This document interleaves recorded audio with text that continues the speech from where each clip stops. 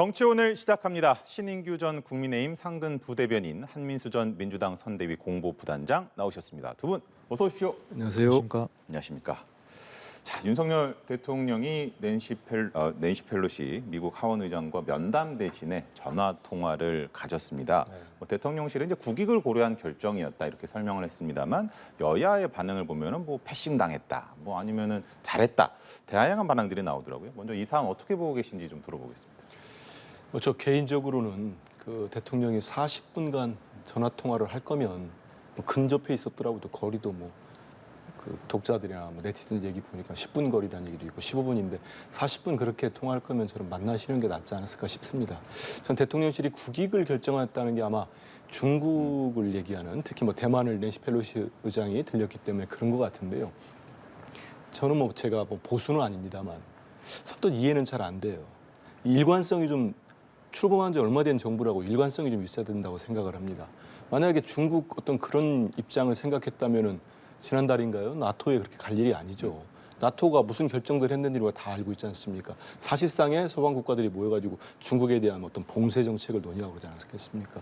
그런 부분들 볼 때, 그리고 제가 보수라면은 지금 여러 가지 지금 실책이랄지 현 정부가 그래서 지지율이 폭락하는데 그래도 많은 보수층과 국민의힘 지지자들이 윤석열 정부에다가 좀 기대를 하거나 잘한다고 하는 것 중에 하나가 이른바 바이든 대통령이 와가지고 취임하자마자 일본보다 먼저 왔지 않습니까? 예. 그래서 한미동맹을 강화하고 이런 모습들 보면서 야, 이전 정부보다는 또 이쪽 분야에 있어서는 좀 강점이 있는갑다 이런 생각을 한 것 같아요. 근데 이번 거를 보면 전 좀 이상합니다. 이상하고 왜 이런 결정을 했을까? 물론 전략적으로 대통령이나 대통령실 많은 참모들과 논의해가지고 외교부나 해서 결정을 했다면 그런 이유가 있을 거라고 보는데 그 과정에서 또 이 처리하는 일처리 부분들이 너무 오락가락해요. 아무리 출범한 지 얼마 안 되죠. 정부가 그렇게 일하는 거 아니죠. 대통령실도 그렇고 만난다고 했다가 안 만나. 이 일정이 낸시 펠로시 의장이 지금 아시아 순방하는데 어제 결정됐습니까?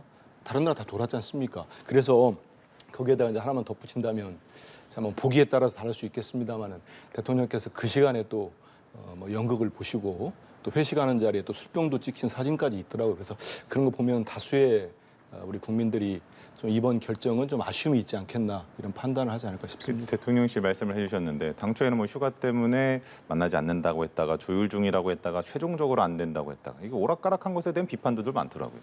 예, 지금 말씀 주신 대로 그 대통령실의 입장이 좀 오락가락했던 거에 대해서 이제 여러 좀 비판이 있는 것 같습니다.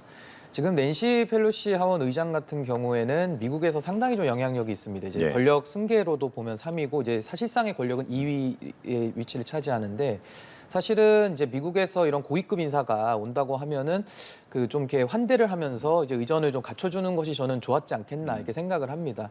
왜냐하면 외교라는 것이 사실 보여지는 그림이 굉장히 중요하거든요. 근데 이제 어제 사실은 그 그림을 보니까 사실은 조금 이렇게 좀 많이 좀 초라한 모습은 좀 많이 보이긴 하더라고요. 그래서 이런 부분은 조금 보는데 안타까웠고.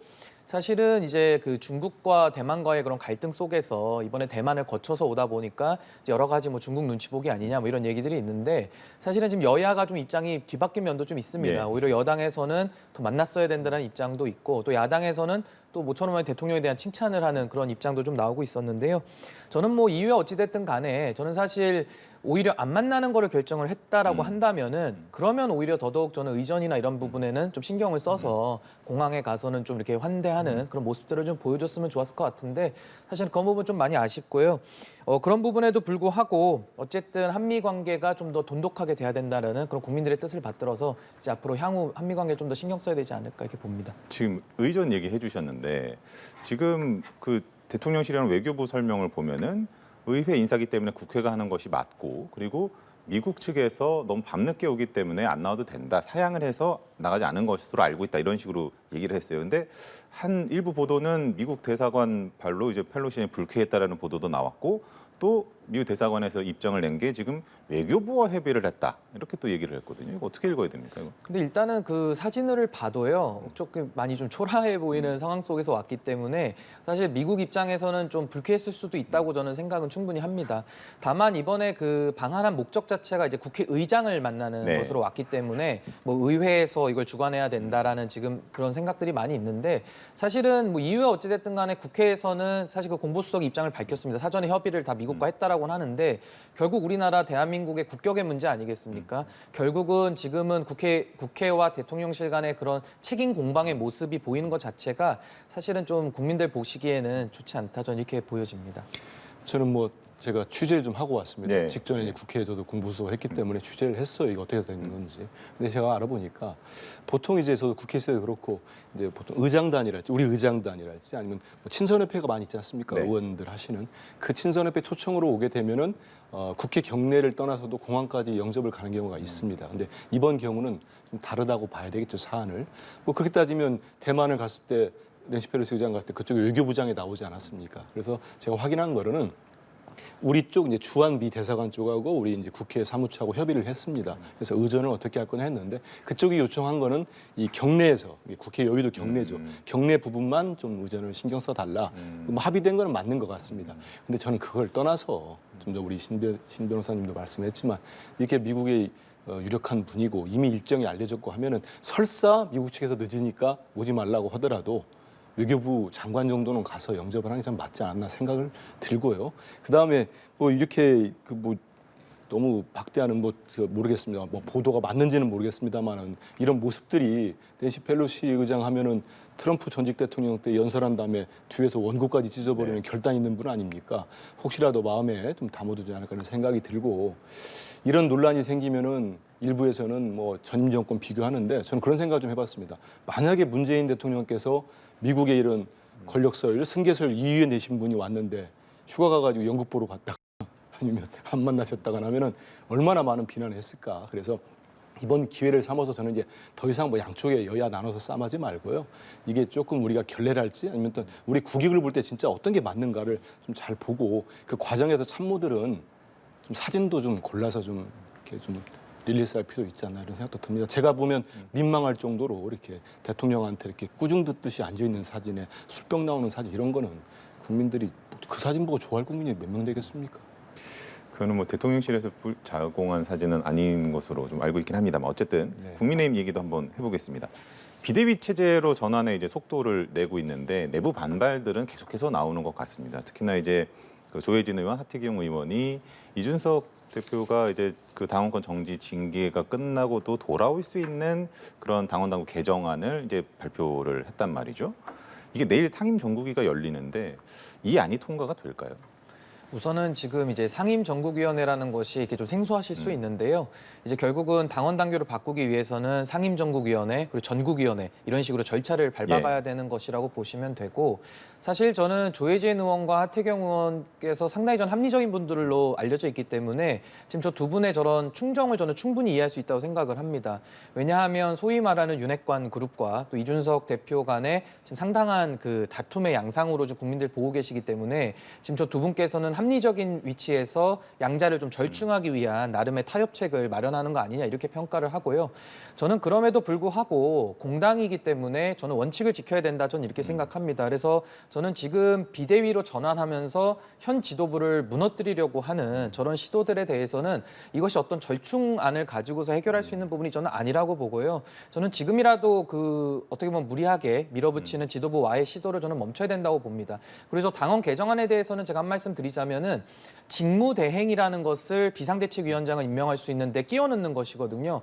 사실상 이준석 대표의 체제를 무너뜨리는 것에 대해서 지금 막겠다는 것인데 저렇게 되면 앞으로도 이런 사고 상태의 경우에 항상 비대위로 전환될 수 있는 그런 여건을 마련해 주는 것이라서 저는 이 개정안 자체도 사실은 당에 큰 도움이 되지는 않을 것 같다 이렇게 평가를 합니다. 그러면은 그 서 의장이 2년 임기 2년을 온전하게 좀 갖게 되지 않겠냐 이런 식으로 얘기한 거는 어떻게 생각하세요? 그러니까 지금 서병수 전국위원회 위원장께서는 이제 사회를 보셔야 되는 것인데 지금 이제 어제 그런 말씀을 하셨습니다. 그 이제 전 지도부는 이제 해임되는 것이다라고 말씀을 하셨고 새로운 지도부가 이제 2년의 권한을 가진다고 하셨는데 여기서 2년이라는 것이 상당히 중요한 것이 이제 차기 공천권에 대해서 이제 전권을 휘두르는 대표를 뽑는 것이거든요.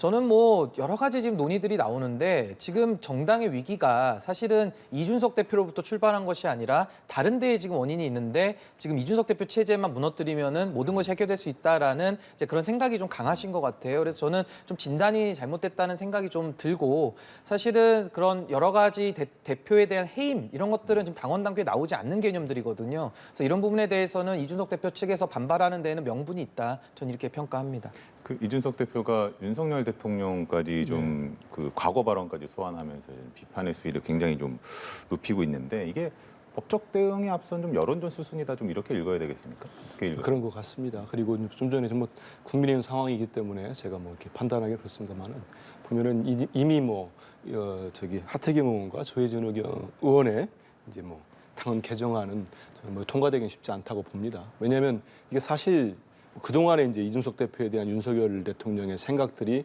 간접적으로 전해지고 두 분의 앙금이 계속됐습니다만 결정적인 건 권성동 원내대표의 문자 아니겠습니까? 예. 거기에서 내부 총질을 일삼던 당대표라고 했나요?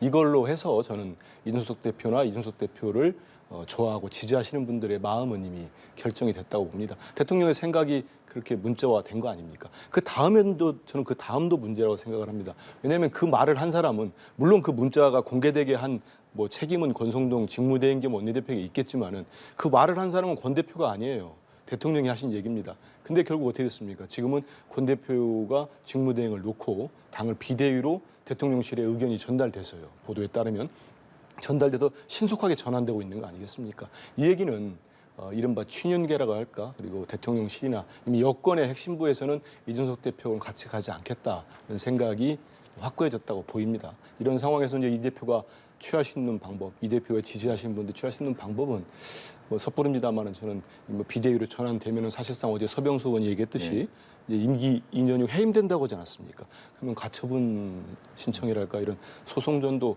불가피하지 않을까 이런 생각이 들고 그런 측면에서 지금 말씀하신 대로 이게 오늘 아침에 어느 칼럼에 나왔더라고요.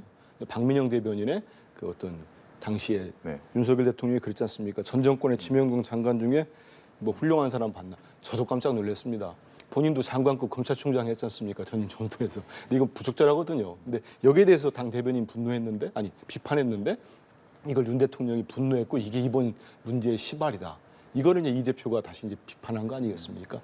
이거는 이제 뭐 요즘 인기 있는 영화 중에 헤어질 결심이라는 영화 있다면서요. 저는 이미 결심은 양쪽 다 쓴 것 같고 이제 액션만 남은 상황인데요. 전 그런 생각은 좀 듭니다. 옛날에 저도 정치부 기자하고 취재할 때는 당 대변인이 뭐 대통령이랄지 공격 못하죠. 뭐 안 하는데. 근데 이준석 대표가 누굽니까? 30대 당시에 제1야당 대표가 됐고 또 나는 국대당가요? 이걸 통해서 대변인들 뽑지 않았습니까? 그거는 또 그 자체의 그 문화와 그분들의 역할을 인정해 주는 것도 좀 필요하지 않았나 이런 생각이 듭니다. 그 지금 이준석 대표가 수도권으로 올라와서 당원들을 만난다고 SNS에 쓴 것 같더라고요. 이제 당분간의 그 향후 행보 어떻게 좀 점치세요? 저는 뭐 이준석 대표 입장에서는 지금 할 수 있는 게 딱히 없다고 생각이 들고요. 지금 당원들을 만나고 다니는 걸로 알고 있는데 그 당원들을 만나고 다니는 모습조차도 소위 지금 이제 이준석 대표를 반대하는 분들에게는 그것도 마땅치 않게 여기시는 것 같습니다. 그렇기 때문에 그럼 이준석 대표 입장에서는 마지막 카드로는 법적 대응밖에는 지금 할 것이 남지 않은 상태라고 저는 보고요. 저는 한 말씀만 드리자면은 지금 이 사단의 원인이 그 이준석 대표가 당의 대표의 입장에서 이제 쓴소리를 한 거였거든요. 근데 국민의힘의 당권은 그 당원을 잘 분석해 보면 상당히 강력하게 당 대표가 지위가 보장돼 있습니다. 그럼에도 불구하고 그 당 대표의 쓴소리가 이제 내부 총질로 지금 규정이 된 상황인데.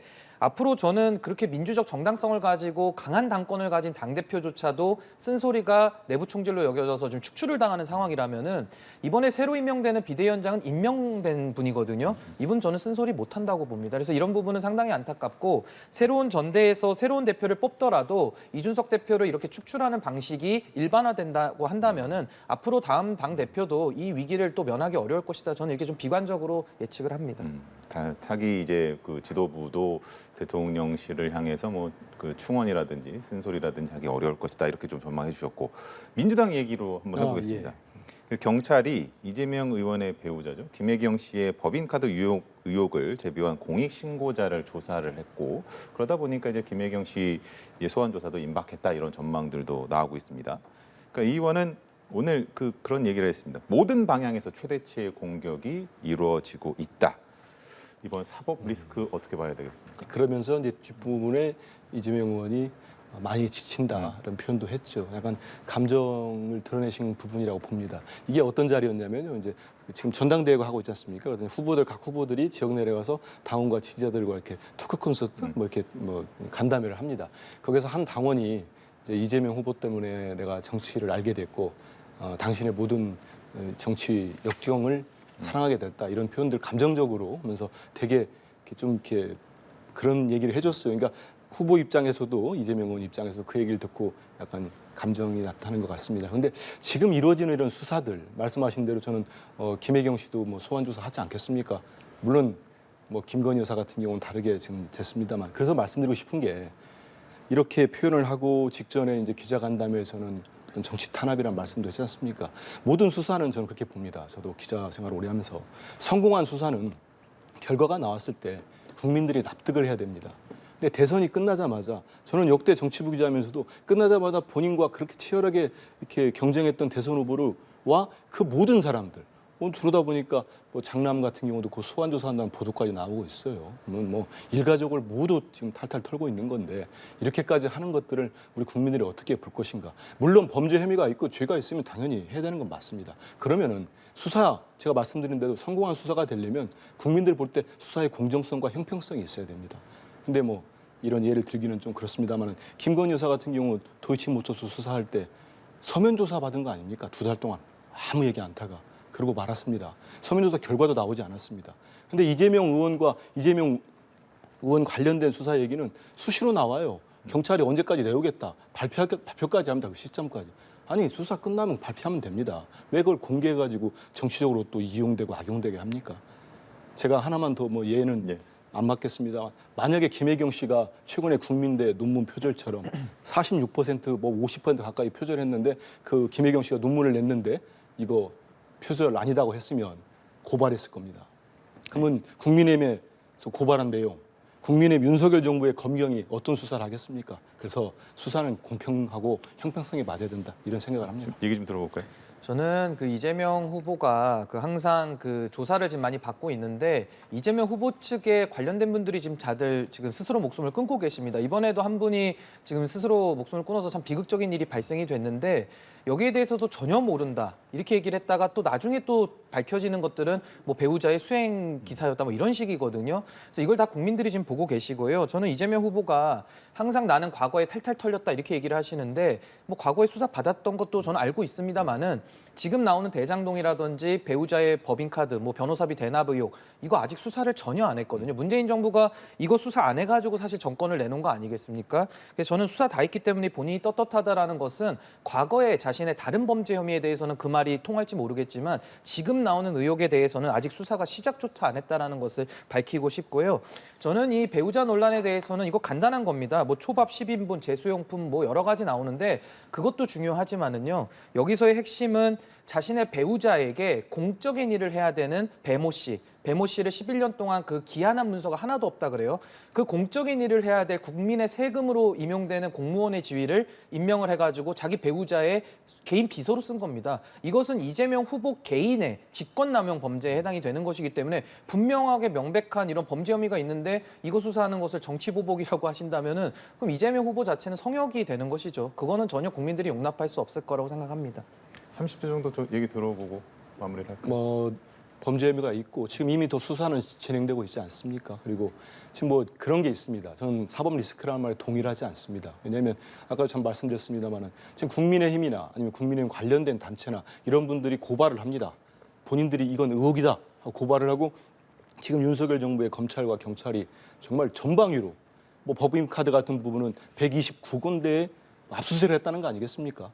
물론 명명백백하게 밝혀져야 되는데 지금까지 일어나는 과정들이 보면은 우리 한쪽에서 볼 때는 분명히 정치 탄압에 오해를 살 만한 내용들이 많고 정확하게 수사는 형평성과 공정성을 가지고 이루어져야 된다는 얘기를 다시 하고 싶습니다. 알겠습니다. 자, 오늘 말씀 두 분 말씀 여기까지 듣도록 하겠습니다. 수고하셨습니다. 감사합니다. 감사합니다.